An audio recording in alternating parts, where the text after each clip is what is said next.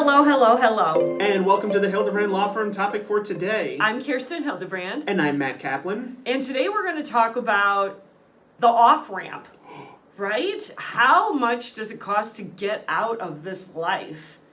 It's kind of a weird thing to discuss, and it's something that we think about in terms of usually like medical, because the research that I've read generally shows that medical expenses are way higher in the last year of somebody's life than any other time in their life, or even maybe all other times of their life.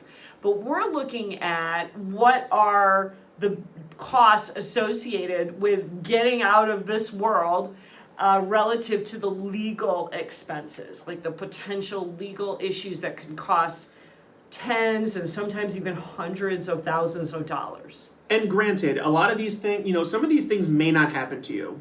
Some of the things that we're mentioning, it may not. However, the reason we're bringing it up is because it happens to a lot of people. Mm-hmm. I don't know the statistics for the most part, but I know that here it's kind of like an emergency room here, because we see it here every single day, and people might say, "Oh, that'll never happen to me. That'll never happen to me." Sorry, everybody who these things have happened to said that's never going to happen to me. Well, we do know for sure from statistics that 50% of us will end up in a nursing home before we pass away. Wow. That's a huge number when you think of it, because nursing homes are by far the most expensive way to live. You're in a small room in a facility that has nurses and doctors and CNAs and other staff members that are there to be able to assist you with your every need, and that ends up being a really expensive thing that happens. Now, sometimes people will say, well, my children will take care of me, and so I won't have that expense, and that in fact may be the case. And yet, as we become more mobile, and as the kids are in New York, in Texas, in California, wherever they may end up settling, and let's suppose they're in still the middle of their job, because everybody's working longer, because we're all living longer, the chance that somebody is going to be able to stop working, move back to your house, move into your house, and take care of you, well, that's a lot lower of a chance today than it was 15 or 30 years ago. So that is one of the biggest costs then that happens at the end of somebody's life, is they end up going into that nursing home. What is the average cost of a nursing home on a monthly basis? So in the state of Wisconsin last year, the average cost of a nursing home on a monthly basis was about $9,200 a month. This year, it's just gone up. And think of other states such as New York. New York State, it varies by region, but on average, it's about $12,000 to $13,000 a month. California, you're looking at a crazy amount. Hawaii, I think, is the most expensive, rightfully so. I think if I ever become incapacitated, send me to Hawaii. Yeah, but you're still just looking out a window.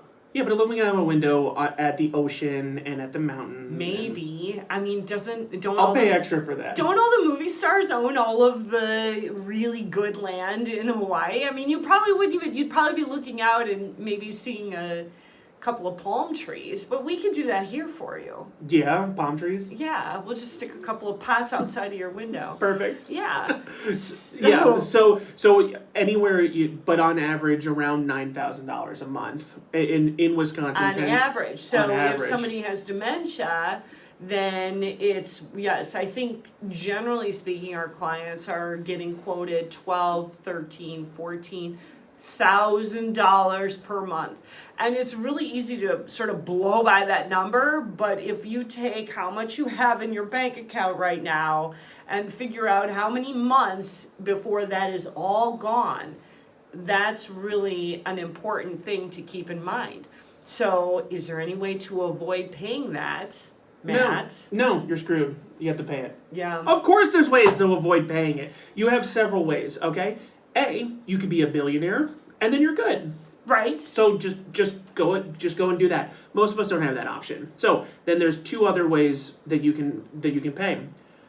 If you have long-term care insurance, If you already have it, great. If you don't have it, it might not be a bad idea looking into. The sad reality is that most of our clients who come to us don't have long-term care insurance, and some of them it might be too late to be covered by a long-term care policy. Well, and then also you always have to look at the fine print on that policy, because they don't want to lose money on you. They want to get more money in their pocket than they pay out. And so for that reason, people say, oh, I don't have to worry about this, I have a long-term care policy.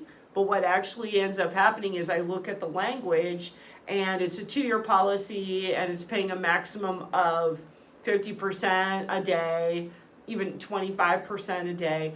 And I hate to think what they've paid for that. But in any case, if you have it, you have it. You should probably keep it. Although we're happy to look at that and help you make that decision one way or another. For sure. And then the final option, if you're not a billionaire, you don't have a long-term care policy, Medicaid. Medicaid is a wonderful program that exists in all 50 states. It's a national program administered by all the states.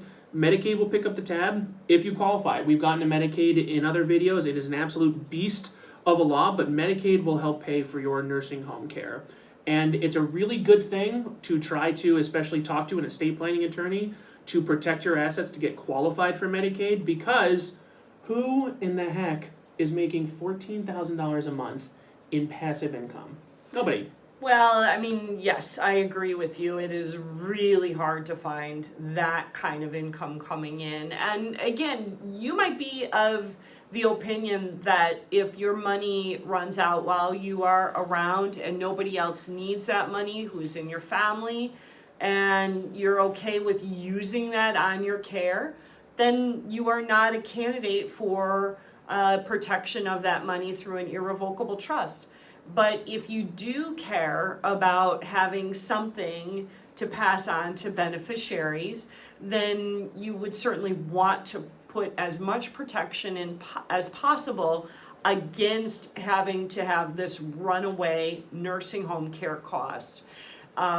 We have had several clients where somebody very young, in their 50s or 60s, has a terrible event occur where now they are going to be in a nursing home for the rest of their life.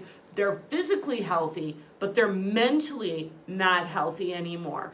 And so that's your worst case scenario, because that person can live for a long, long time, and those expenses are going to be exorbitant. So my husband and I have actually had our assets that we know for sure we want to pass on to our children, like for example our house. We have had those in an irrevocable trust since we were in our early 40s, because why not? Why not? It doesn't hurt. And so the thing about Medicaid that is so wonderful, though, is what most people need to realize is that if they're of the opinion, I saved up all my money so that I can pay for my care when I get old, great. That's your opinion. That's wonderful. But what I'm trying to get across is that Medicaid is a program, Medicare and Medicaid is a program that you paid into your whole life. A little bit of money came out of your check each month to pay for this program.